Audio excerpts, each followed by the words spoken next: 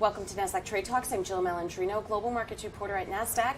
We're coming to you live in New York City from the Fintech Empire Conference. Joining us for this segment, we have Simon Taylor, co-founder of 11FS. Simon, it's great to have you with us. Welcome to Trade Talks. Thank you so much for having me. All right, question for you. Is Fintech living in its own bubble? Well, we debated that a little bit today, and the good fortune of being at 11FS is I work with both incumbents and I work with Fintech companies, and no doubt there is an incredible amount of VC capital. There was a study recently that 1 in 5 VC dollars is going into kind of fintech from venture capitalists by CB Insights. That's an incredible number when venture is hot anyway.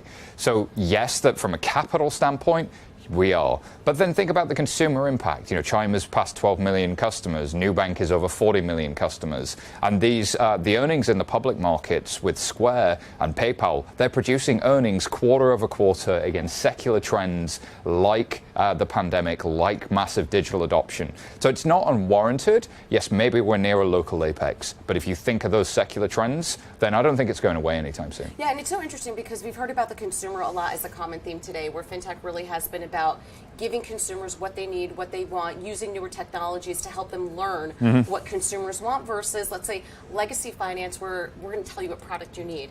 So I think that's a very interesting trend that has emerged and why Fintech is really catching on. And also the business model of banks was very simple. The checking account was there as a loss leader, so it wasn't really invested in from a consumer experience standpoint. And same for small business accounts. Like if you were lucky, you worked with a community bank and you had a regional branch manager who knew you. But now companies like Brex and Ramp and others have really built a digital experience that's a different generation.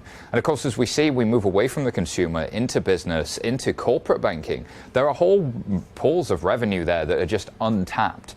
And so there's that whole space that's kind of interesting. And then underneath it, the provider ecosystem of financial services is really being made. We saw JP Morgan Chase has announced that they're going to replace their internal core banking systems with a brand new cloud platform called Thought Machine. This would be unheard of 5 years ago. Right. So it's not just the consumer side and the experience that's changing, but it's the business model, it's the who's the customer, and it's the providers. And I think that is really, really exciting. And it sounds like we're still in, let's say, early to mid innings of what's happening in the fintech space. Yeah, I think so. Look, we've seen a fintech cycle with the early peer-to-peer lenders, but the payments businesses came back strong and with great performance, and anybody close to payments did really well in the past decade. But it is feeling like lending as a service, like some of these other platforms are really starting to get there. So like I say, maybe we are nearing a local apex macro anyway, but those secular trends towards digital don't go away. And it really is like, from a consumer standpoint, do we need any more neobanks? No, we've probably got enough. But from a business and from some of the other sectors, I think there's so much room to run over 10 years. It's the classic Bill Gates. People overstate the pace of change and understate the impact. And we're just getting started, maybe even 1% finished in terms of the disruption that could come to banking and financial services more broadly.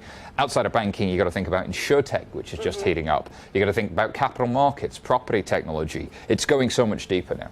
Yeah, I mean, even the people that we covered here today, we had some insurtech on, we had mortgage on. You know, it's so many different industries that the technology can help to disrupt. You know, and it's the quote that you had said by Gates really made a lot of sense, because we know trends were accelerated 5 to 10 years by the pandemic. Everything's going digitized.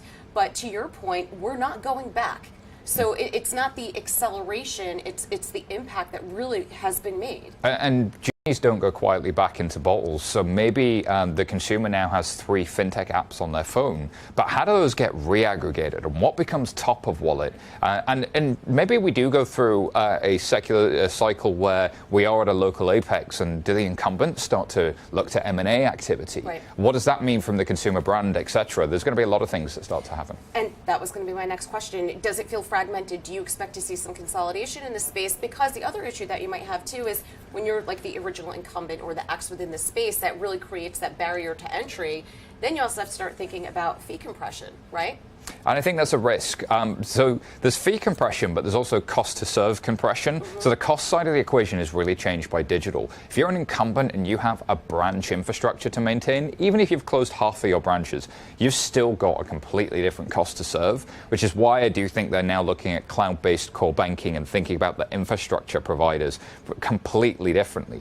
But that's going to take them a long time to get there, versus a Chime and a Nubank and those guys, even a PayPal or Square. Their cost to serve a customer is 10% of what it takes to serve a consumer checking account, and that's before you get rid of the cost of acquisition. So the unit economics have fundamentally shifted in a way that I don't think we fully appreciate. So the revenues might not be quite as frothy as they would be from a lending business in the fintech space, but they can always add lending. But what the incumbents might struggle to do is hit the cost model that you see in the fintech market. All right, Simon, we appreciate the insight. Thanks for joining us on Trade Talks. I'm Jill Malandrino, Global Markets Reporter at Nasdaq. Thank you so much.